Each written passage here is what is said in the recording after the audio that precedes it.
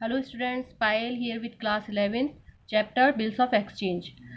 Bills of exchange में पिछली videos में मैंने आपको बिल के पेमेंट से संबंधित सारी जर्नल एंट्रीज बताई थी कि अगर टाइम पर बिल का पेमेंट हो जाता है और हर कंडीशन के हिसाब से फिर हम उसमें क्या एंट्रीज करते हैं।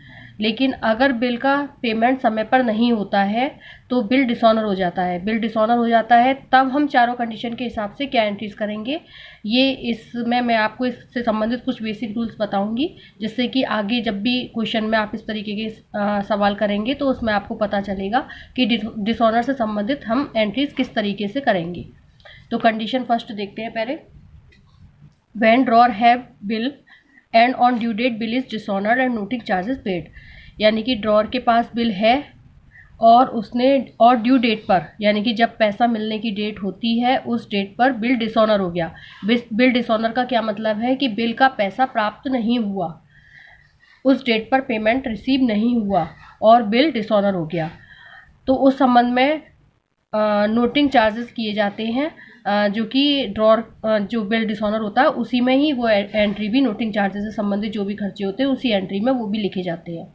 तो देखते हैं हम कि ड्रॉर की बुक में क्या एंट्री करेंगे। पहले इन द बुक्स ऑफ ड्रॉर, तो ड्रॉर की बुक में जब बिल डिसऑनर की बात आती है तो वहाँ पर हम एंट्री करेंगे drawee debit to BR account और टू कैश अकाउंट। यहाँ पर कैश अकाउंट नोटिंग चार्जेस के अमाउंट को कैश अकाउंट के नाम से दिखाएंगे और अमाउंट लिखेंगे नोटिंग चार्जेस का, यानी कि नोटिंग चार्जेस पर जो भी अमाउंट खर्च किया गया है वो अमाउंट यहाँ पर आएगा। तो एंट्री तो हमारी फर्स्ट कंडीशन के हिसाब से ये होगी, drawee debit to BR account to cash account, being bill dishonoured and noting charges paid. ठीक है, ये हो जाती है ड्रॉर की बुक में ये वाली एंट्री। उसके बाद जब हम ड्रॉई की बुक में करते हैं एंट्री, तो ड्रॉई की बुक में हमारी एंट्री ये होगी, BP account debit noting charges account debit to drawee, sorry drawee नहीं है ये, to drawer being bill dishonoured and noting charges paid by drawer. ये नोटिंग चार्ज का अमाउंट जो है वो ड्रॉर द्वारा पे किया जाता है, इसलिए यहाँ पर ड्रॉर का नाम आएगा। तो इसमें ड्रॉई की बुक में हमें ये एंट्री करनी है। ठीक है, तो ये कंडीशन फर्स्ट के हिसाब से है, अगर बिल उसके ड्रॉर के पास है और उस कंडीशन में बिल डिसऑनर होता है तो हमें ड्रॉर की बुक में ये एंट्री करनी है और ड्रॉई की बुक में ये वाली एंट्री करनी है। अब सेकेंड कंडीशन देखेंगे। when bill was sent to bank for discount but dishonored and noting charges paid by drawer। ठीक है, तो जब ड्रॉर, सेकंड कंडीशन क्या थी कि बिल को ड्रॉर भुना लेता है, ठीक है, बैंक से डिस्काउंट करा लेता है, तो बैंक से डिस्काउंट करा लेता है, तब अगर बिल डिसऑनर होता है तो क्या एंट्री होगी इस कंडीशन में। तो in the books of drawer की बुक में क्या एंट्री करेंगे हम, drawer debit to bank account. यहाँ पर बैंक अकाउंट लिखा है, इसमें जो बिल की अमाउंट है और जो नोटिंग चार्जेस की अमाउंट है ये दोनों ऐड होके ये अमाउंट आएगा यहाँ पर, दोनों में, डेबिट में और क्रेडिट में। तो एंट्री क्या होगी, drawee debit to bank account being bill discount and being bill dishonoured and noting charges paid. ठीक है, ये एंट्री सेकंड कंडीशन, यानी कि अगर बिल को बैंक भेज दिया जाता है डिस्काउंट कराने के लिए, उस दशा में अगर बिल डिसऑनर होता है तो हम ड्रॉर की बुक में ये एंट्री करेंगे। और ड्रॉई की बुक में हमारी क्या एंट्री होगी, ये हर कंडीशन में सेम एंट्री होगी। बिल अगर डिसऑनर होता है तो कंडीशन कोई भी हो, ड्रॉई की बुक में हमेशा वही एंट्री होगी जो हमने फर्स्ट कंडीशन में की थी। क्या की थी हमने फर्स्ट कंडीशन में, BP account debit noting charges account debit to drawer being bill dishonoured and noting charges paid by drawer. तो ये वाली जो एंट्री है इसकी ड्रॉई की बुक में हर कंडीशन में यही एंट्री होनी है। एक बात का और ध्यान रखिए बच्चों, अगर नोटिंग चार्जेस दिए हैं क्वेश्चन में तभी हम नोटिंग चार्जेस का अमाउंट लिखेंगे यहाँ पर, यानी कि नोटिंग चार्जेस यहाँ पर लिखेंगे। अगर नोटिंग चार्जेस नहीं दिए, केवल बिल डिसऑनर होने की एंट्री कहता है वो, तो हम केवल इतनी एंट्री करेंगे, BP account debit to draw. ठीक है, इस तरीके से हम एंट्री करेंगे इसमें। इसी तरीके से यहाँ पर भी हम फर्स्ट कंडीशन के हिसाब से drawee debit to BR account इतना ही लिखेंगे, कैश नहीं लिखेंगे अगर नोटिंग चार्जेस का अमाउंट नहीं दिया है। इसी तरह से सेकंड कंडीशन में केवल बिल की अमाउंट लिखेंगे, नोटिंग चार्जेस का अमाउंट नहीं आएगा, क्योंकि नोटिंग चार्ज का अमाउंट अगर दिया है तभी उसको लिखेंगे, नहीं तो नहीं लिखेंगे। अब देखते हैं third condition. When bill was sent to bank for collection and then dishonoured and noting charges paid by drawer.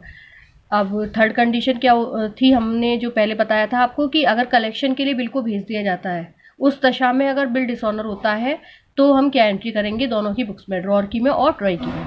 तो in the books of drawer में तो हम करेंगे drawee debit to bill send for collection account, क्योंकि वो collection के लिए भेज दिया था तो ये उल्टी एंट्री हो जाती है हर कंडीशन के हिसाब से। ड्रॉई तो हर कंडीशन में डेबिट ही होगा, ठीक है। और क्रेडिट साइड में कंडीशन के हिसाब से लिखा जाता है।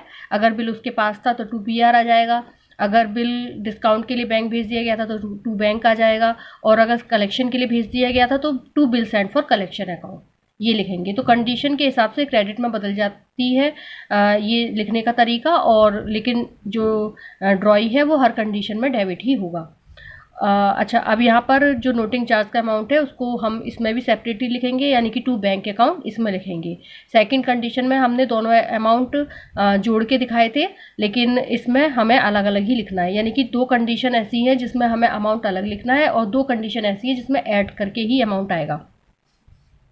तो drawee debit to bill send for collection account to bank account, being bill dishonoured and noting charges paid. अब इसमें भी अगर नोटिंग चार्ज कहता है वो तो हम टू बैंक लिखेंगे, अगर नहीं कहता है तो हमारी एंट्री केवल इतनी होगी, drawee debit to bill send for collection account, ठीक है। ड्रॉई की बुक में हर कंडीशन में मैंने आपको बताया कि वो सेम एंट्री होनी है, यानी कि BP account debit, noting charge account debit to drawer, क्योंकि उसे किसी भी कंडीशन से कोई मतलब नहीं है।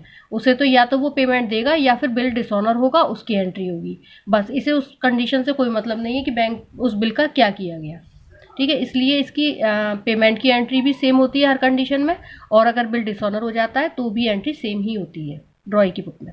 केवल ड्रॉअर की बुक में ही एंट्रीज चेंज हो जाती हैं कंडीशन वाइज।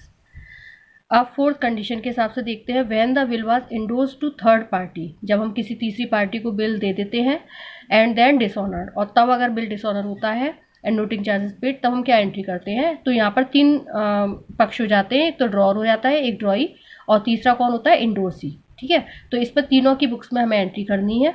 किस तरीके से करेंगे ये देखते हैं।